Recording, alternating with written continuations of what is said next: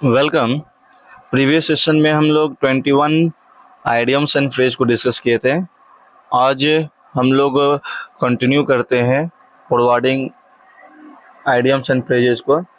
21 number idioms है back stairs gossip, जिसका Hindi meaning होता है नौकरों के बीच का गपशप। In English meaning talk among the servants on affairs talk. Next है बैड ब्लड, जिसका हिंदी मीनिंग होता है शत्रुता, बैड ब्लड। और English meaning enmity, bitter relation. Bag and baggage, बोरिया बिस्तर समेटना। तो इसका इंग्लिश मीनिंग हो जाएगा with all belonging.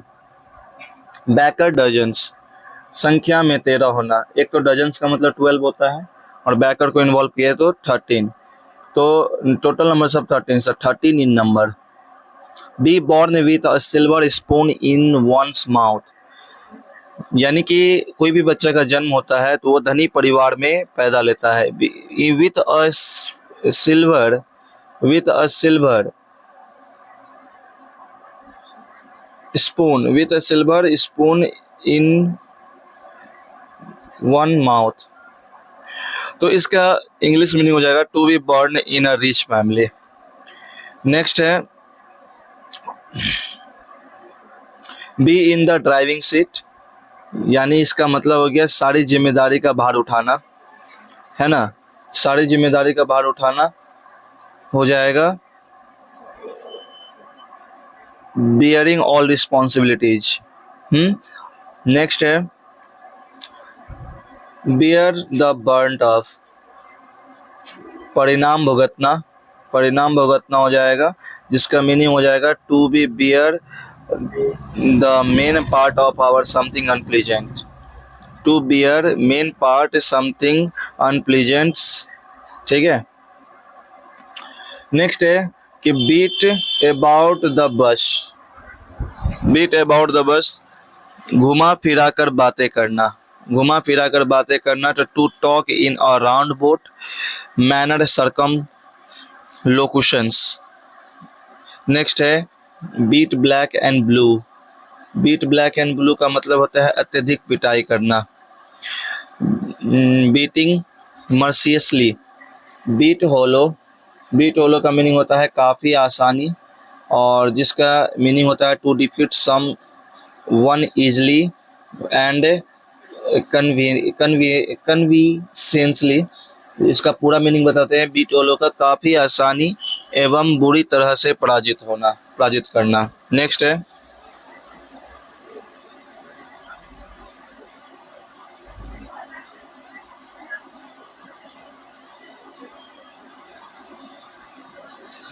Back and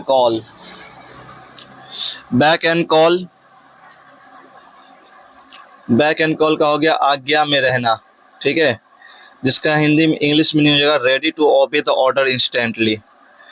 next है बेड ऑफ रोजेज का मतलब होता है आनंद से भरपूर, जिसका इंग्लिश मीनिंग हो जाएगा pleasant situations of comfort. Next है बेड ऑफ थॉर्न्स, दुख एवं तकलीफ से भरपूर situations of extreme difficulty. Bed of thorns का मतलब हो गया तकलीफ में रहना, भरपूर तकलीफ होता है, दुख होता है। बेड ऑफ रोजेस का मतलब आनंद से भरपूर।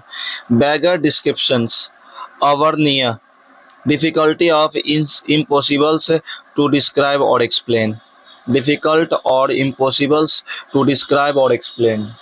नेक्स्ट है बेल द कैट, जोखिम उठाना।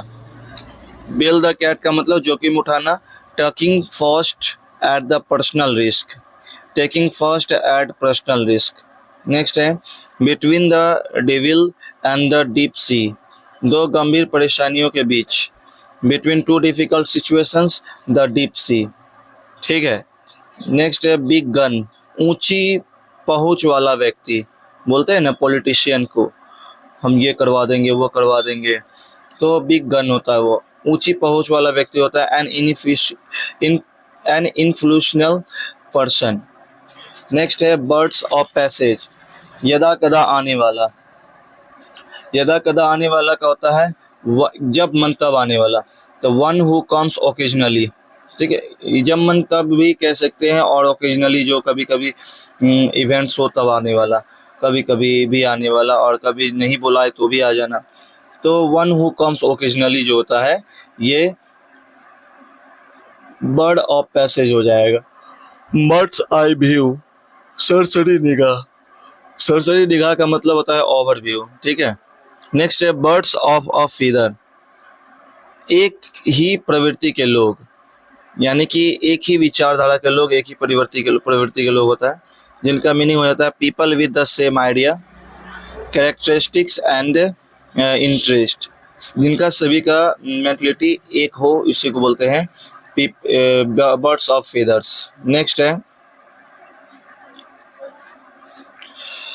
बाइट द डस्ट, ठीक है। नेक्स्ट है बाइट द डस्ट, इसका होता है पराजित होना। To be defeated, English meaning to be defeated, defeated मतलब हार जाना होता है। ब्लैक शिप, काला भैर, इसका इंग्लिश हिंदी मीनिंग देखते हैं, ऐसा व्यक्ति जो परिवार और टीम के लिए शर्मिंदगी का कारण बनता है, कोई ऐसा काम कर दे जिससे सभी परिवार लोग, टीम के सभी लोग शर्म से उनका सर झुक जाए, तो उनको ब्लैक शिप कहा जाता है। तो a person who is regard as a disgrace of his family and team etc। Blind alley, अब इसका अच्छा समझ सकते हैं ब्लैक शिप में कि कोई क्रिकेटर टीम में कोई एक ऐसा क्रिकेटर बहुत ही उनका प्रदर्शन बहुत बेकार रहता है, तो उनकी वजह से पूरा टीम का बदनामी होता है, तो उनको ब्लैक शिप कह सकते हैं। नेक्स्ट है ब्लाइंड एली, तो कार्य जिसमें आगे प्रगति संभव नहीं, यानी कि ऐसा कार्य जिसमें सक्सेस मिलना इम्पॉसिबल हो, कार्य जिसमें आगे प्रगति संभव नहीं होता है। A situation in which no further progress can be made, यानी कभी कभी ऐसा काम को हम लोग सोच लेते हैं जो आगे ऐसा पता होता है कि जो पॉसिबल ना हो, ऐसे काम को हम लोग ब्लाइंड एली कहते हैं, और हम लोग को अगर पता चल जाए तो ऐसा काम नहीं करना चाहिए जो आगे प्रगति की ओर ना जाए। तो ब्लाइंड डेट, तो ब्लाइंड डेट का मतलब होता है, हाँ ये बात ध्यान रखना है कि प्रगति की ओर ना जाए, हमको सही रास्ता देखना बहुत ज़रूरी होता है, जिसके आधार पर हम आगे जरूर बढ़े, और कोशिश हमेशा करता रहना चाहिए, प्रयास से आगे बढ़ता है लोग। ब्लाइंड डेट का मतलब किसी अनजान व्यक्ति से मिलना, जिसका हिंदी मीनिंग होता है प्रेम प्रसंग हेतु। A meeting between a girl and a boy for love affair who have not meet before, यानी ऐसा मीटिंग जो बॉय और गर्ल के बीच में होता है, जो इससे पहले वो ना मीटिंग किया हो, ऐसे मीटिंग को हम लोग ब्लाइंड डेट कहते हैं। ब्लो वंस ऑन ट्रम्पेट, अपने मुंह मियाँ मुट्ठू होना, यानी खुद की प्रशंसा खुद करना। To be praise oneself, ठीक है। ब्लू ब्लड, शाही व्यक्ति, यानी कि बोलते हैं ना राजा सलीम, शाही खून है हम, यानी अकबर के बेटा, तो शाही व्यक्ति उनका वो ब्लू ब्लड है राजा सलीम, तो royal as aristocratic descents. Next 48 blue book, तो ब्लू बुक का मतलब होता है, हाँ तो पहले ब्लू ब्लड शाही व्यक्ति जिनका इंग्लिश मीनिंग होता है रॉयल और एरिस्टोक्रेटिक डिसेंट। नेक्स्ट है ब्लू बुक का मतलब हो गया सरकारी रिपोर्ट का इंग्लिश मीनिंग गवर्नमेंट रिपोर्ट होता ही है, ठीक है, government report is the blue book. Number को देखें, जिसमें body and soul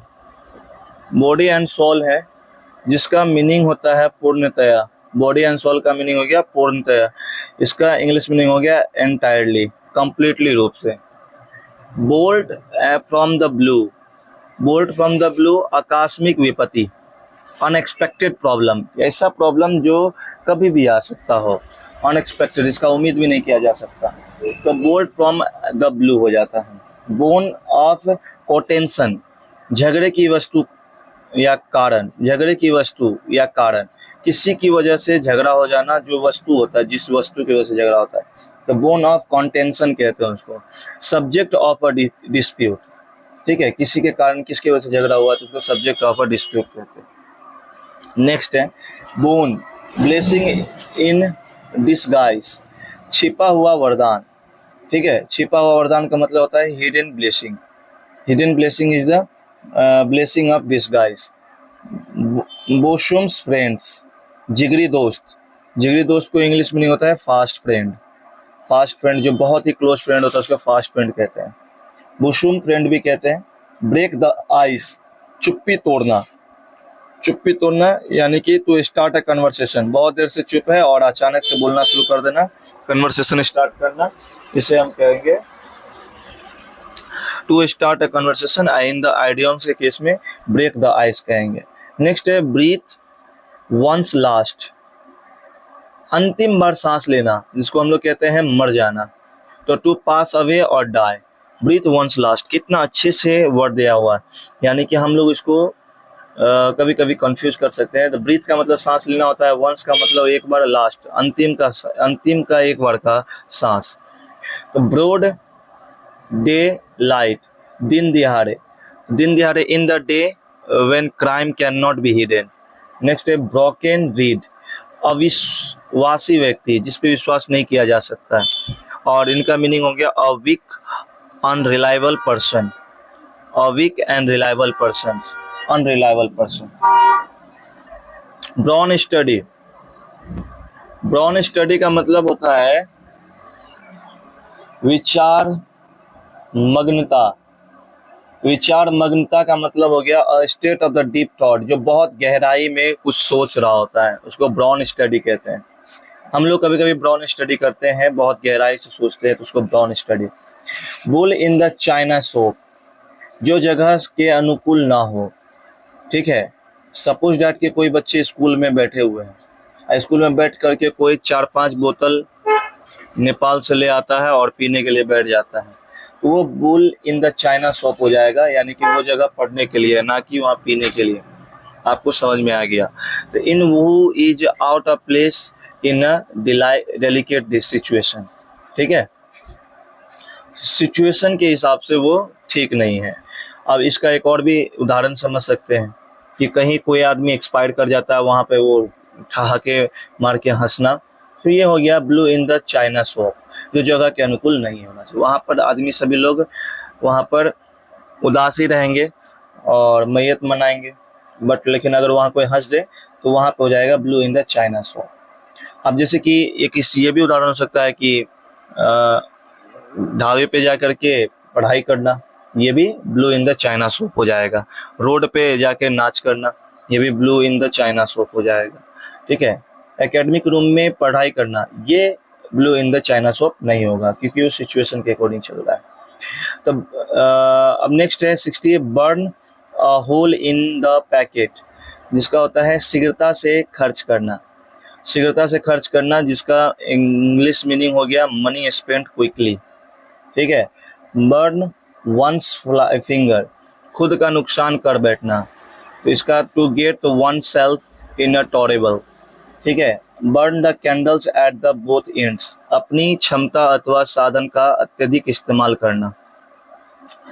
to fully utilise their the capacity, तो burn the candles at the both ends, अपनी क्षमता का अथवा साधन का अत्यधिक इस्तेमाल करने का कहते हैं। To use the ones resource और the energies to excess, fully energy का इस्तेमाल करके आगे बढ़ना। बर्न द मिडनाइट ऑयल, देर रात तक मेहनत करना, तो labouring studying till late night. Next है बर्निंग क्वेश्चन, बर्निंग क्वेश्चन का मतलब होता है ज्वलंत प्रश्न, ज्वलंत प्रश्न का मतलब क्या, हॉट इशू, यानी कि कोई गंभीर मामला, ठीक है।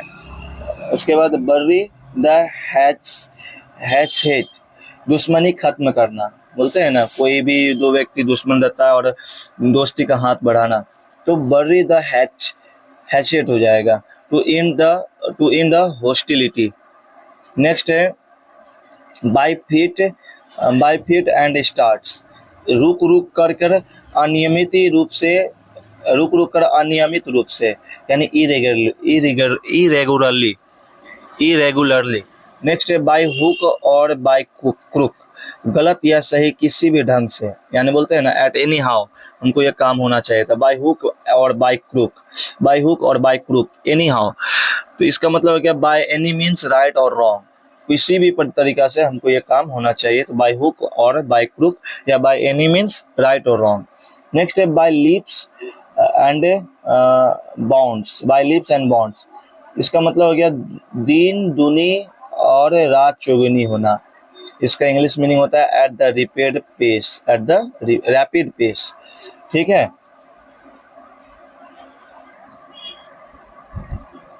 69 by the skin of one's teeth, by the skin of one's teeth by a whisker, इसका मीनिंग हो गया थोड़े से अंतराल में, by the skin of one's teeth by a whisker, थोड़े से अंतराल में। इंग्लिश मीनिंग होगा नैरोली बाय अ चेयर ब्रीथ, ठीक है। Carry the coal to Newcastle, बेवजह मेहनत करना, ये देखिए अच्छा वर्ड, बेवजह मेहनत करना किसी भी टॉपिक पर, यानी कि आप को उससे मिलना जाना कुछ नहीं है, लेकिन फिर भी आप उस पर मेहनत करते जा रहे हैं।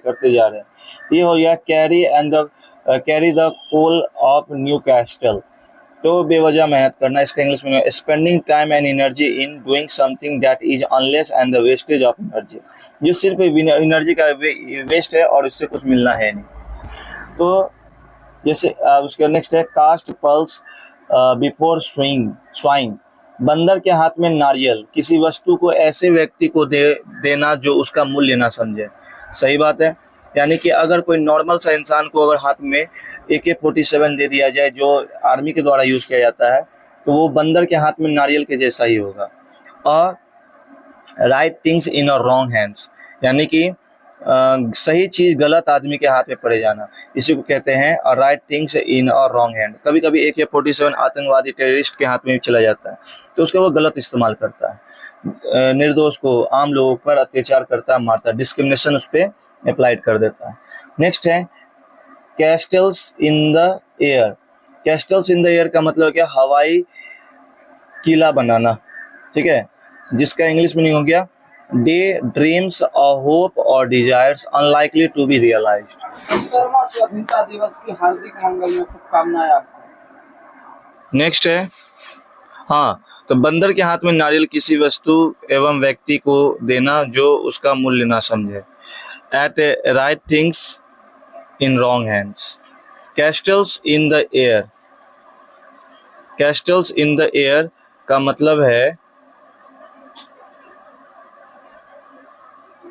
कैस्टल इन द एयर, हवाई किला बनाना, यानी day dreams or hope or desire unlikely to be realised. Next है कैट एंड डॉग लाइफ, कलहपूर्ण जीवन, जीवन में कभी भी चैन नहीं होना, एकदम परेशान रहना, कलहपूर्ण जीवन, उसको कहते हैं ट्रबलसम लाइफ, परेशान जीवन, ठीक है। नेक्स्ट है कैच और टर्टार, शत्रु या बहुत बड़ी परेशानी से सामना करना, शत्रु या बहुत बड़े परेशानी से सामना करना का मतलब है कैच और टर्टार। टू इनकाउंटर अ मोर फॉर्मिडेबल्स और ए स्ट्रॉन्ग अपोनेंट, ठीक है। उसके बाद है कैट्स पॉ, यानी बिल्ली का पंजा, निजी स्वार्थ के पूर्ति में जिस व्यक्ति का प्रयोग किया जाए, हाँ, उसे कहते हैं a person used by the another और डप और टूल। नेक्स्ट है च्यू द कर्ड,